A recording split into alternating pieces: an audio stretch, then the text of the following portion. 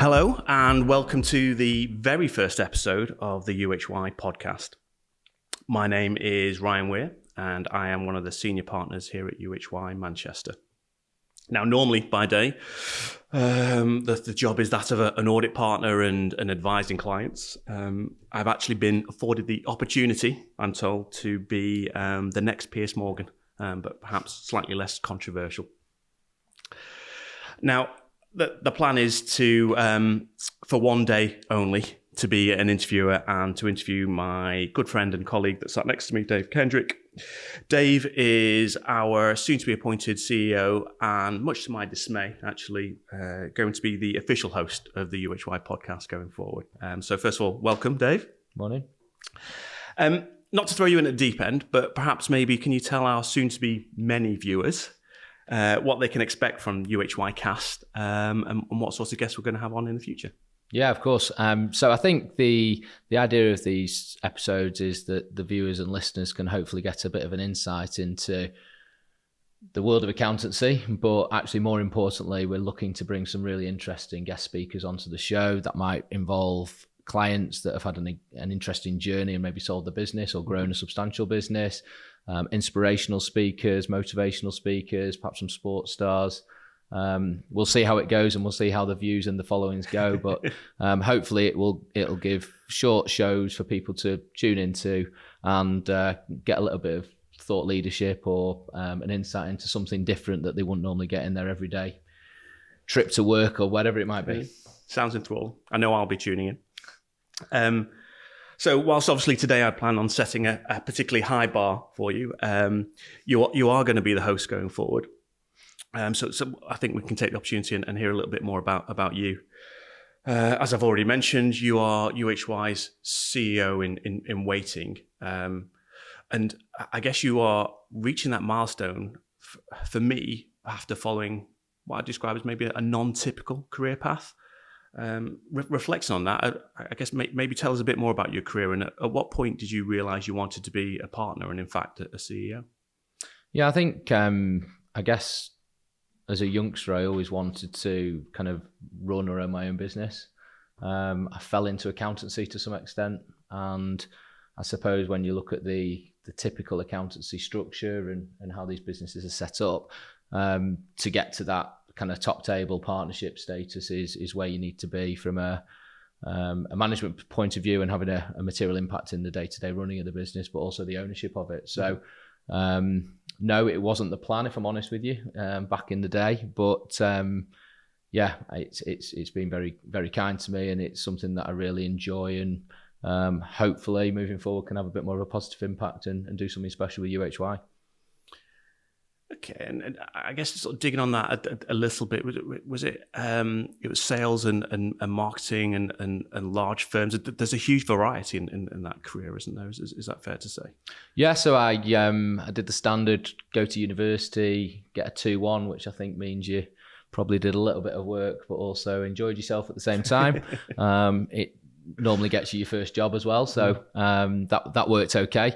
I managed to join the Cordwell Group actually on a graduate scheme, and for those of you who don't know, or certainly perhaps some of the younger listeners, that was a business that was founded by John Cordwell, multi-billionaire now, and Phones for You was one of the big brands within that business. So I did a stint there of about 18 months, which was I think about 6 times the length of your average person that lasted. Most people came and went within kind of a 3-month period. Okay. But it gave me a real good grounding on what it was like working in a big corporate. I was in the sales team there, and it was a very aggressive sales environment, basically selling mobile phones into independents, into massive high street retail, into supermarkets. It paid very well, but you didn't see a great deal of daylight. And when you're 21 coming out of university, actually a life balance is, or it felt like something that I wanted to get right. So after 18 months, I actually asked to move into their marketing division because I thought that might be a little bit more less pressured and a bit more diverse, having done a marketing degree. Okay. I was told to stick at what I was doing and I would do very well. And that for me just wasn't the right answer. So yeah, I reluctantly, or not reluctantly, I decided to move on from that business and take a little bit of time out to try and find something that perhaps was going to give me a better career. And you moved up. The step after the Caldwell Group was where? Yeah, so I joined I saw an advert for a business development marketing manager, and one of these recruitment agents, as they do, gave me the big sales pitch on it and sold me the dream. I met with the owners of the business, and it seemed like an interesting business. It was in the accountancy space, which was something that, having a father who was an accountant through and through and a finance director in industry, I was very aware of what accountancy was, and probably not something that I would have put myself in the category of. However, this business specialised in the automotive sector, and I'm a big fan of cars, so thought give it a go, why not? They wanted to grow the business, so yeah, two-footed plunge straight into it, and here we are 21 years later or whatever it is, and still in the industry and still doing a lot in the automotive space. So it's funny how things happen. Absolutely. Like I said, non-typical, certainly from my own sort of career perspective, which is great. Talking to our soon-to-be CEO, you bring a different perspective, career experience, ideas and thoughts. We can't pretend that we always agree on everything, but that creates healthy debate. Like, should I be in a podcast, for example?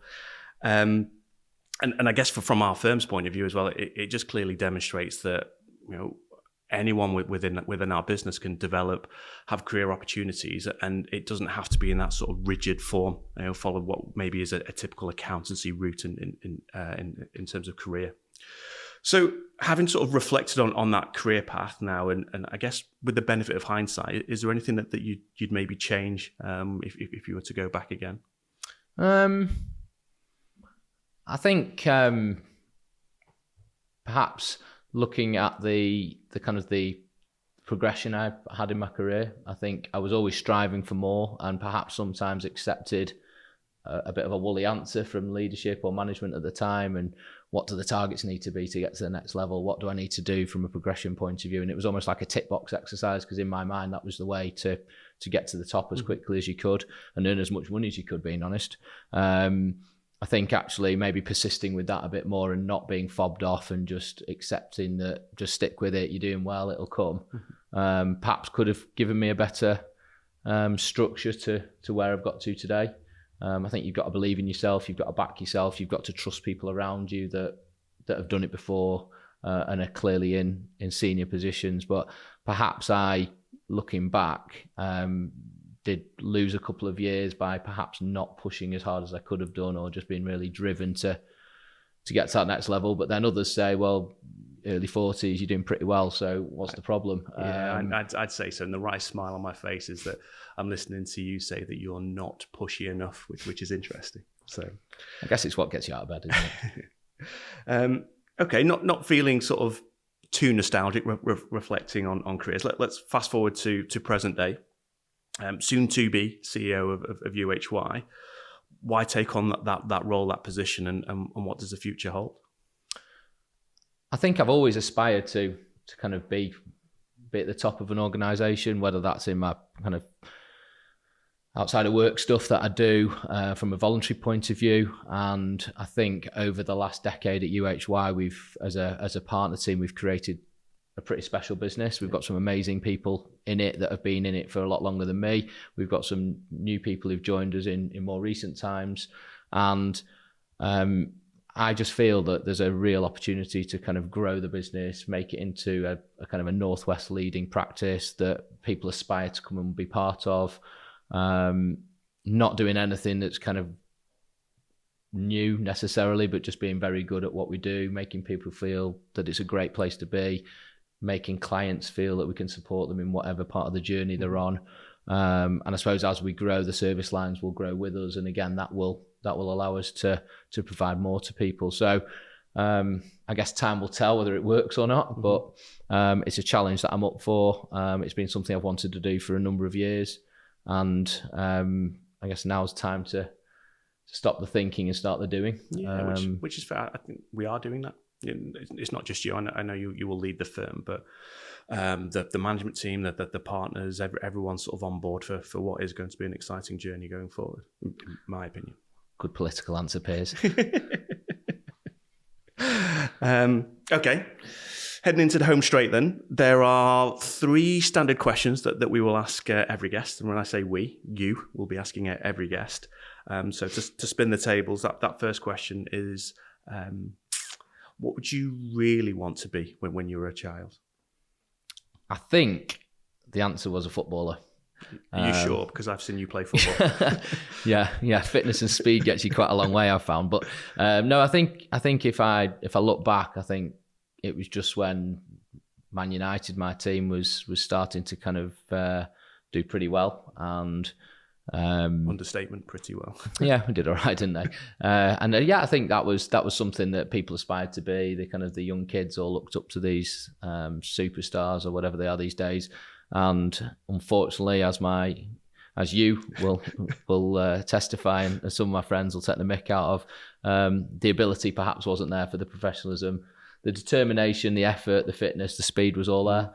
But perhaps that lacking of ability maybe held me back. So thank God I didn't pursue that one too long. Still enjoy it though. Absolutely. Moving on. Second question. Having just reflected on your career to date, and now with the benefit of hindsight, what thing would you change possibly? I suppose, without repeating the answer I gave before, probably backing myself earlier.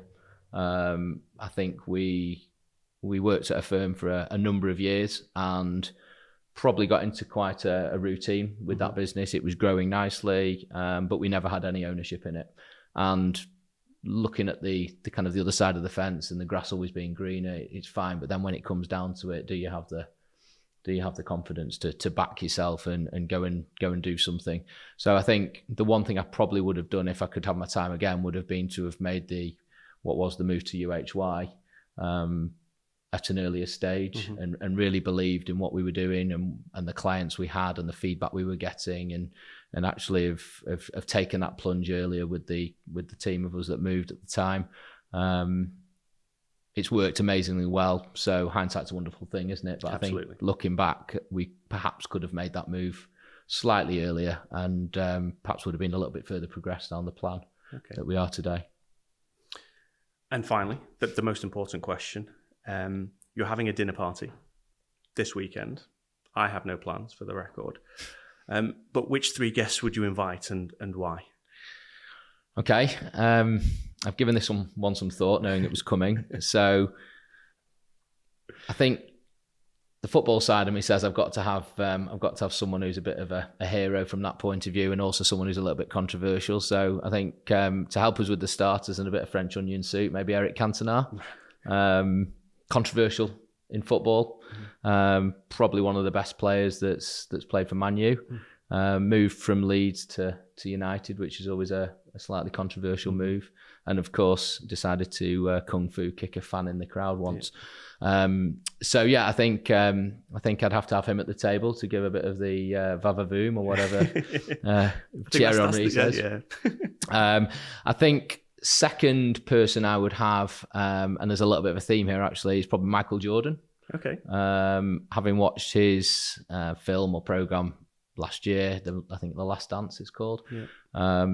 Just listening to him and how he was just always driven to succeed no matter what, at any cost. I think whilst he's told some of his stories to the film, I'm sure there's a lot more behind the scenes that he could tell. And I think that'd be quite an interesting character to have sat at the table puffing away on his big fat £1,000 cigars. Absolutely. And then last but not least, I think Nelson Mandela. Okay. Probably a little bit of a different one, but probably again someone who, no matter what was thrown at him, seemed to come out of things with a smile on his face, and obviously quite a tragic situation that he went through. And again, kind of doing some reading and watching some programs on him, I think just hearing his story and just how he managed to keep going and going and going. Well, that's fascinating, isn't it? If you could listen to those stories. Yeah, and then I'd just be sat there being dull, just having a nice bottle of wine, maybe. So you've definitely not invited me then. Sorry. If I get any dropouts, I'll let you know. Fine. Okay. Well, that brings episode 1 to a close. I'm not sure if we've given Pierce and Ronaldo a run for their money, but let's see. I guess, Dave, can you wrap up things and let our viewers know what they can expect from episode 2? Yeah, I think first of all, thanks for coming on. Hopefully, it's not been too bad as a first go round, and yeah, if I'm the Ronaldo, then hopefully I won't be getting a payoff anytime soon to leave. But no, I think the future episodes are going to be more focused around bringing on guests that are not part of UHY, have their own story to tell. As I mentioned at the beginning, whether that be around their business journey that they've been on, whether that be focusing more on a motivational experience or life experience, that type of thing. So I think episode 2, we're going to be joined by John Leach, who was the founder of Winning Pitch. John built that business from the ground up. Quite an interesting guy, a very, very driven, again, actually quite a sales background he has, but he grew that business, successfully sold it 3 or 4 years ago for a handsome sum of money.